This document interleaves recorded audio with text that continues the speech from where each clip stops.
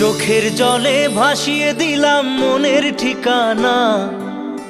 আসামের প্রখ্যাত গায়ক জুবিন গর্গের মৃত্যুর 7 মাস পেরিয়ে গেলেও কাটেনি রহস্যের জাল, বরং সময় যত গড়াচ্ছে ততই বেরিয়ে আসছে চাঞ্চল্যকর সব তথ্য।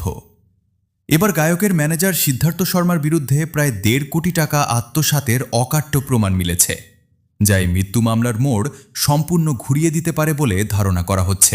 করলে খেলা দিলেই অবহেলা। ভারতীয় সংবাদ মাধ্যম এই সময়ের প্রতিবেদন অনুযায়ী গত 29 এপ্রিল আদালত এই মামলার প্রেক্ষিতে একটি কঠোর নির্দেশ জারি করেছেন।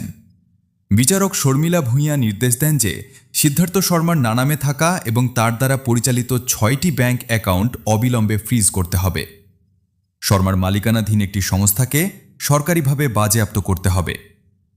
আদালত সূত্রে জানা গেছে, তদন্তকারীরা এমন কিছু নথি পেশ করেছেন যা প্রমাণ করে জুবিন গর্গের উপার্জিত অর্থের একটি বিশাল অংশ অবৈধভাবে নিজের ফার্মে সরিয়েছিলেন সিদ্ধার্থ। এমনকি নিজের বিপুল আয়ের সপক্ষে কোনো বৈধ নথিপত্র বা আয়কর রিটার্ন আইটিআর দেখাতে ব্যর্থ হয়েছেন অভিযুক্ত এই ম্যানেজার। পুলিশের অভিযোগ, সিদ্ধার্থ শর্মার ব্যবসায়িক ফার্মে বিনিয়োগ করা অর্থের সিংহভাগই জুবিনের তহবিল থেকে আত্মসাৎ করা। এই জালিয়াতি সামনে আসার পর আদালত ফার্মটি বন্ধের নির্দেশ দিয়েছেন। উত্তর পূর্ব ভারত উৎসব নর্থ ইস্ট ইন্ডিয়া ফেস্টিভ্যাল চলাকালীন পানিতে ডুবে মারা যান আসামের এই হার্টথ্রব গায়ক। প্রাথমিকভাবে একে স্কুবা ডাইভিং দুর্ঘটনা হিসেবে দেখা হলেও পরিস্থিতির গুরুত্ব বিবেচনা করে আসামের মুখ্যমন্ত্রী একে পরিকল্পিত হত্যাকাণ্ড বলে সন্দেহ প্রকাশ করেছিলেন।